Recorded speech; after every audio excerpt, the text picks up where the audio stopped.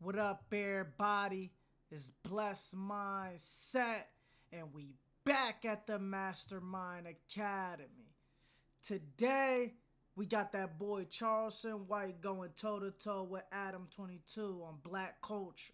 So, let's get into the video.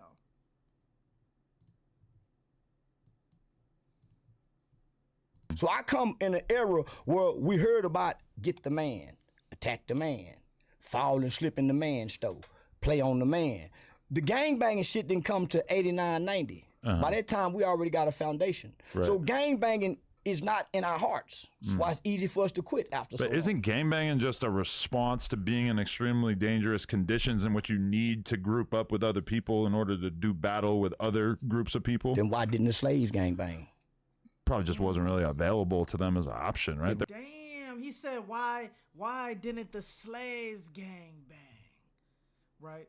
And to his point, what he's trying to say is that why didn't the people that got freed out of slavery was committing as much crime as people now?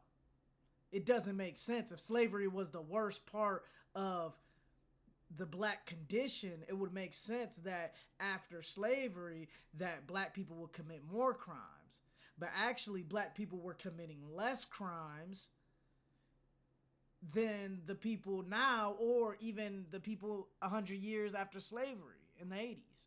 So that's what he's trying to say. Well, based off what you just said, don't you need other people to group up with other people to fight other people? So once we became free in the there were slave rebellions, right? No, it was very few. Yeah, but because they're oppressed, they have no weapons, they have no money. So once we got free and got weapons, why didn't we group up in gangs then? I mean, they were probably more focused on assimilating into the culture that they had just gained their freedom from. No, they never assimilated. They couldn't. Well, they probably thought that it was more accessible than it ended up being. They never thought that. My grandmother's 80 years old. She never told me they thought that. She's still alive. My pops is almost 8. They never thought that. But why did your grandparents not group up and go to war? Because it's never been about getting in the gang. It's about building your family. But when we say gangs, we think about gangs fighting against each other, not like fighting against the people that are controlling them. Sure we do. When I think of gangs in New York, those people fought against each other. And those were white people, Italians, Irish. They wasn't black. And they were way more dangerous and violent than these today's gangs. Don't you think about that? So much of that is because it's like we accept the structures within our societies, and most of us don't really feel as if we have the power to control the society we live in. Black people do not accept the structures of society. That's why we go to jail for committing financial crimes. That's why when we go to school, we don't pay attention in class. Right. That's why we go to ISS. That's why we get kicked off the football team, because we don't fit into the structure. We have way more power. That's why we sell dope when the white man say we can't sell dope. That's why we pimp and go across the state line when he say don't. So we have the power to do whatever we want to do. They have the power, but it's like most of us don't really think about the world as if we're going to be able to just commit crimes until we change the social order. Sure we do. It's called ball till you fall. We got music that teaches ball till you fall. But isn't that the opposite of what we're talking about? No, that's balling until you die. Well, you're trying to make sense of people who don't have sense. And I'm saying, no, our people had greater sense than what you're trying to give them for. Well, don't you think? No, our people thought greater. They built Black Wall Street. Why are you saying people who don't have sense? Our people built Black Wall Street. Gangbangers don't have sense. They can't build nothing. They can't manufacture nothing. Black people created some of the things that's mostly been invented, from the stoplight, the cotton gin. What you mean? We didn't think to create gangs. We thought to be free under worse conditions. So we're under better conditions. We're freer. Why would we join gangs and they didn't? Exactly, bro. This is what I talk about all the time, guys. Us as black people get public housing, food stamps, all of these government programs that didn't exist before the 1960s. And then after the 1960s, the crime rate goes up in the black communities. When there's more redistribution to the black communities and less racism. It just doesn't make sense. I don't know. I mean, there are a lot of minority groups in our country that didn't really like gravitate towards the whole gang thing. But then there's a lot of non-black groups that did. The mafia. Well, we never had a mafia because we don't want to be gangsters. Gangsters extort themselves. Black people never extorted one another. We had a community. LA kind of known for extorting one another. But before gangs started, you got to think all the black people that came from the South that built Watts, California, all them vibrant black towns, all them vibrant black places in LA before gangbanging started. Why them people didn't gangbang and it was vibrant here then? Yeah. No, that's a good question for sure. You know why? Because their children didn't have a struggle. The gangbanging children didn't come from gangbanging because they was in impoverished conditions. They could walk the neighborhoods and go get an apple off the tree. But don't you think that the gang shit is like a reaction to just feeling hopeless in your life in general? Not necessarily that you're being like violently oppressed on a day-to-day basis. When I look at them niggas in prison and they join the gangs and they fighting and what they fighting about in jail, catching phase, they don't look hopeless. When they on here talking about how they live their gangbanging life, they don't look hopeless. They seem like they're bragging about it. They got pride in it. When I go to the hood, they got love for it. When I go to the hood and I see like, a group of 16-year-old kids sitting around in an alley just like waiting for somebody to come through so they could shoot at their car, these are people who feel hopeless. They feel as if there's no college career path for them. There's no way that they're going to be able to go get a high-paying job and be able to make 6 figures a year. Have you done a qualitative study to talk to them and see why? I mean, this is obviously anecdotal, but these people don't really pursue those opportunities. I'm telling you why. You're saying, obviously, from some kids sitting in an alleyway waiting to shoot at a car. Why they not robbing the bank? If they're hopeless, why they not robbing the bank? Probably because they just view that as being like having a very low, small chance of success. Why not rob the local guy that's selling weed? Why not be breaking into a house? They probably do that. Breaking houses, that's very common. So why sit in the alley the way they're shooting nobody? Why not go get a job? Well, it's part of being a gang. You got to protect your area, right? No, I've never heard that, ever. For real? I've never heard that. I mean, the motherfuckers are patrolling for that purpose. No. They're patrolling to extort each other.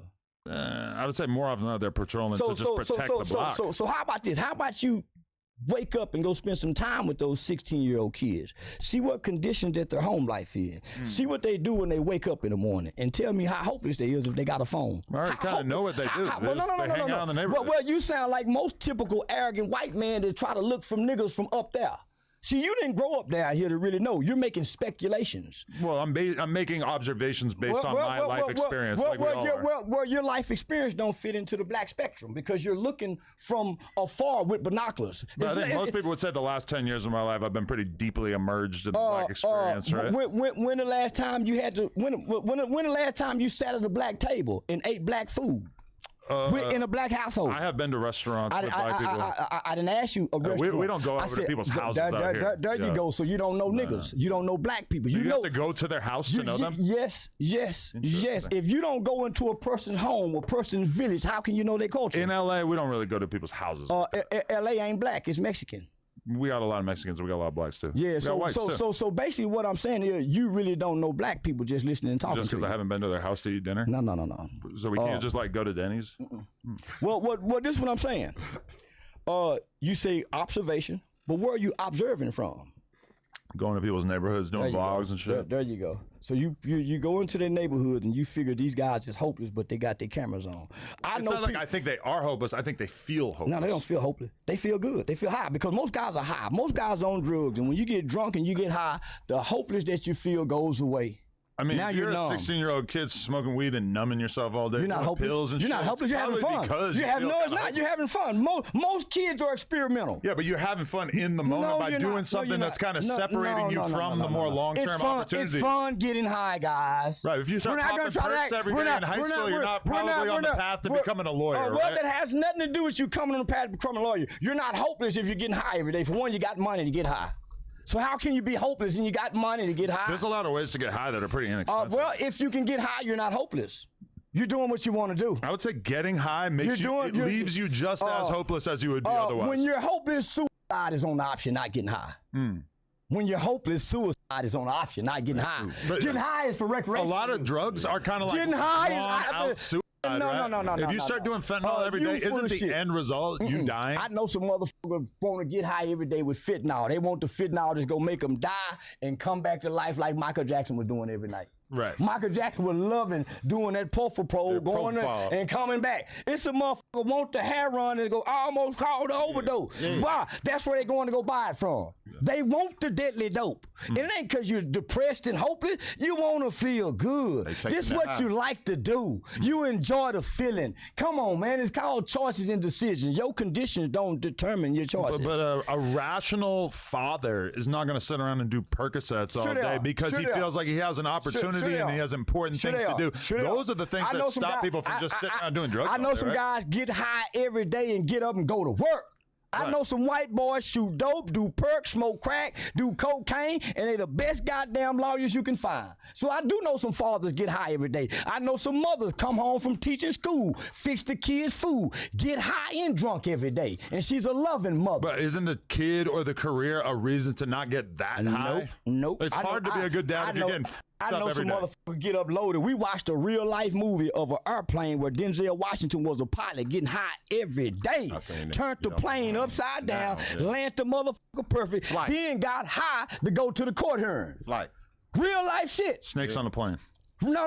This is a real life story. It's called Flight. It's a real life story of a real pilot who went to jail, served time, got high again to get normal. It's some people have to operate in their normalcy, getting high, and they are functional at this. Well, I spent most of my life smoking shitloads of weed, and I've been very successful. We're not talking about you, though. We're not talking. No, I didn't spend most of my life smoking weed. But you've been smoking a lot of weed since you've been successful, right? I've been smoking weed, since I've been successful. And you've been able to manage it. However, I somehow think that if you started snorting fentanyl every day, that you'd probably have a harder time. I don't know. I know people that snort fentanyl. I know people that get high. And those are probably the people who are able to do it to some sort of level that isn't going to destroy their lives. There's a such thing that you learn if you understand alcoholism and drug addiction. There's such thing as functional addicts. Most people are functional addicts. Yeah. So, Even functional fentanyl? Yeah. You could do a reasonable amount. And a lot of people don't. I think I would have a hard time doing this job if I was doing fentanyl every day, but I could probably work at Amazon. Where I'm from, most fentanyl addicts die in a short period of time. Yeah. Kodak Black and them ain't dead yet. He say he f***ing with the fake perks. Yeah. It's fentanyl and everything. It's fentanyl and everything. So any hard drugs you doing, nigga, I know motherfucker been doing hard drugs 40, 50 years. Yeah, that's why you never see a crack addict die. I ain't seen a fentanyl nigga. It's more die like yet. they die and nobody really cares that much. Right? I ain't found a nigga died of fentanyl yet. I don't know one person that I can personally say, they had an overdose of fentanyl. And I know nigga pop pills like crazy. I know plenty of people. I don't know any. A bunch of rappers on this podcast. Lil Peep died for taking fake Xans. Yeah, I call bullshit. I say I say he died of diabetes. I call bullshit. What the fuck? So I come. Yo, there you go, guys. At first this debate, it was going good, and then it kind of just went off topic. At first, talking about black culture, and I think that Charleston had a good point on how, black culture was different during the time of slavery and after the time of slavery. And that culture was committing less crimes, but then after the 1960s, you can see that the crime rate rises for whatever reasons, So, W Charleston on that. And by the end of the video, it kind of got chaotic because they started just talking about anything. So, but besides that, W Charleston, man. W Charleston. Hey, man, I appreciate y'all for watching this video, man. I thank y'all. Until the next time, man. Peace out.